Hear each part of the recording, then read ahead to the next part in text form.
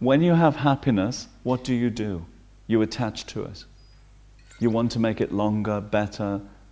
You always want it to last. But inevitably, it doesn't last because it's impermanent. Its nature is impermanent. So when you attach to happiness, it means you're adding a negativity to something positive. Attachment is not positive, right? It's this clinging and grasping. It's mine. So then, how do you continue your happiness? How do you make it last longer? Give up the attachment. So by giving up the attachment, you start to create more and more positive causes of future happiness. If you add attachment to happiness, then it's something mixed. There's happiness, but there's this negativity of attachment to happiness. The I gets involved. I want to be happy. So I don't think it's so difficult to understand how when we're happy, we can think, just give up the attachment to this happiness. Just be happy instead of I'm happy. Do you understand what I mean? Yeah. The difference between I'm happy and just to experience happiness, just to be happy. Try experimenting with that, to remove the I from the situation so that you're just experiencing it without the ignorance, the I intruding and making problems. Because if I'm happy, say I get the TV and I think, oh wow, I'm really happy, then what am I attached to? The condition, the TV. This is mine. Mentally, this is mine. You know? So I'm attached to the condition of the happiness, and I'm attached to the cause, to what it causes in me, happiness. So I'm attached to that. So I'm attached over here, and I'm attached over here, and the root of that is ignorance. So no wonder we get unhappy, because somebody comes in and wants to touch my TV. You know, how dare you? That's mine. You know, so that attachment is mental, but it's very strong. It's very clingy. You know, it's like jam. We've got sticky jam fingers. So we stick those fingers onto the object mentally. We stick them onto the object as if it's only mine, only for my pleasure, only for my happiness. Then we forget about others. So then, what about if we dropped we dropped that clinging attachment and said, whatever I have, I want to use for others, to make others happy. As soon as you want to make others happy, you drop the I. The I becomes less and others become more. So this is a simple way of switching things around. So instead of I want to make you happy, just make others happy. And then don't look for reward. Don't look for something back. Because inevitably, the boomerangs are coming back, but they're full of flowers. They're perfume and flowers, you know, so it's okay. Stop harassing yourself. Stop being obsessional about what needs to come back. You're just doing good things, and good things are going to come back. Of course, because we plant apple seeds, we get apple plants. Of course, this is the way it must be. But when we obsess about it, then we make a problem, the I gets involved, and then we stop our real happiness from coming about. Real happiness comes from serving others, helping others, benefiting others. This is the source of real happiness, not TVs and mobile phones. You think happiness really comes from a mobile phone these days, isn't it? Happiness really comes from anything external. The way they advertise, you think happiness really comes with that object. But when you really think about it, happiness comes from making others happy. When you've made somebody really happy, you forget about yourself. You see in them incredible happiness, and then you feel happy, isn't it? And then in that moment, you realize this is the best thing that can ever happen to you. This feeling of happiness because you made somebody else happy. Then the I comes back, right? But in that moment, there was no I. There was only an experience of making somebody else happy. So keep recreating that. Don't look for the same situation each time, but that selflessness within the situation creates real happiness. Whenever there's a self, there's not real happiness. The real happiness comes from selflessness, removing the self. Yeah? Well, wouldn't go that far. And the truth is, it makes things easier.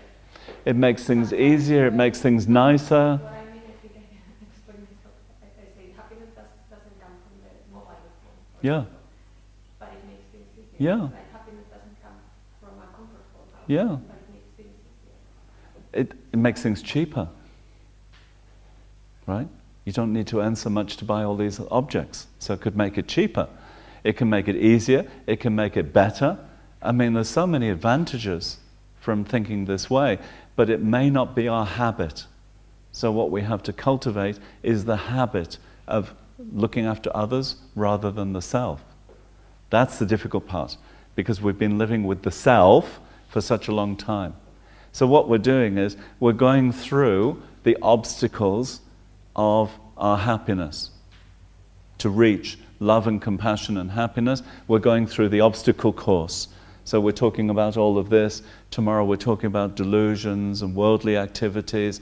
And what I want to get us to on the last day, or tomorrow afternoon, is love, compassion, kindness, those things. It's not that I just want to talk about the negative, but the negative is the minefield.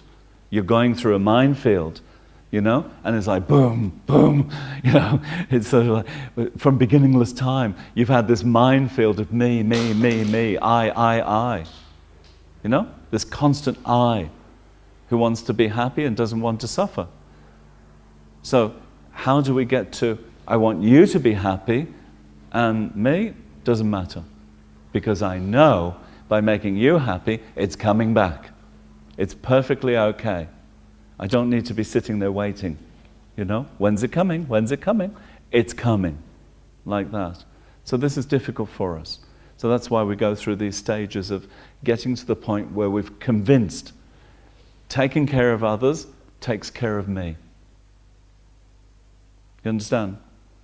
Giving to others takes care of me. Making others happy takes care of me. I don't need to take care of me. This automatically takes care of me. It's a different way of working.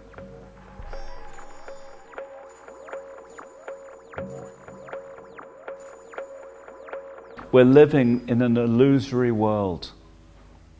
Maya, illusory world. This illusory world that we're living in, there's different worlds, different realms of existence. What we're living in, we call the desire realm. So when you think we're living in the desire realm, our operating system is desire. What desire creates is a dissatisfied mind. There's never enough, right? I remember years ago, you remember when these emails first started? When email first started, I started getting emails about, you've won $70 million. There's $70 million in a case in London, and all you need to do is give us your credit card details.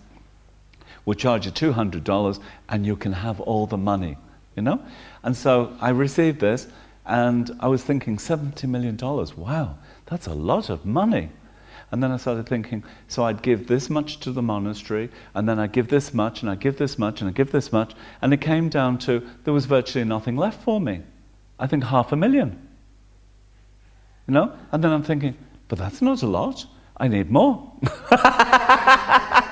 I think I need 100 million. So I think, you can keep bumping it. You can think, if I get 1 million, I'll be okay. And you can get close to it and you start thinking, that's not enough. 3 million, 5 million, 10 million. So if your security comes from money, at which point do you say, this is enough? I think very few people do, because there's always this feeling of more.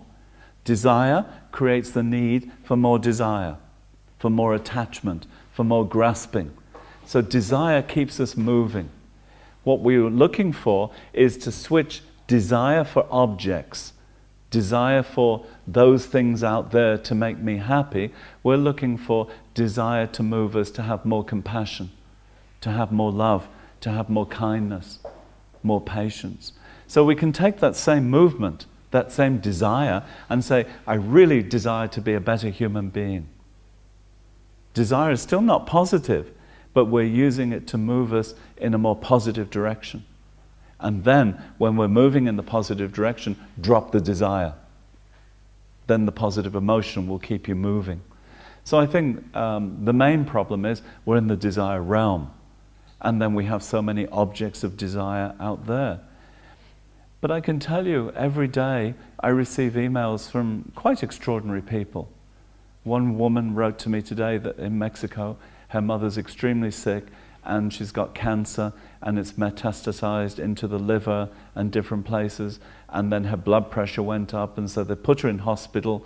And I asked this lady to start a hospice about 2, 3, 4 years ago. And she's had all these problems along the way, registering, doing these different things. And today she said, and we're just about finished with the registration and my mother's going to be the first one. You know? I mean, it's not many people who can say, whoopee, my mother's the first in the hospice. And there's no building, but it's just this group of people with concern for others. And the worst time to be dying alone, you know, when you're in sick pain, that's the worst time to be alone, to have no family, no friends. And often in Mexico, people can't talk about death. It's like they want to avoid it, you know? So you find these extraordinary people who are doing really nice things, and I shouldn't forget about that, because we tend to hear about the other side of it, isn't it? You know, the sort of Bill Gates. But then you hear Bill Gates is giving all this money to India and doing these good projects. So I think if you dig under the surface, then you start to find some really good things happening. But of course, because we're in the desire realm, the eyes look, the nose smells, the ears hear, and then you think, I want it. And they know, you know. When you're walking through the department store, what do? Shh. And you go, ooh, that's a nice smell. Or there's the bakery, and they're blowing it, and you go, I said I wouldn't eat bread anymore, but smells delicious. These are the senses being hooked into desire, attachment, motivating you into buying. So that's what keeps us moving, you know? Action after action after action. How do we change it? We start to understand the process, the desire, the attachment, and then we don't have to follow it. And then we can go back into the I that seems to be promoting all of this to happen. But on the very surface level, desire, do I need to follow the desire? Do I need to buy another phone? Is it necessary? You know?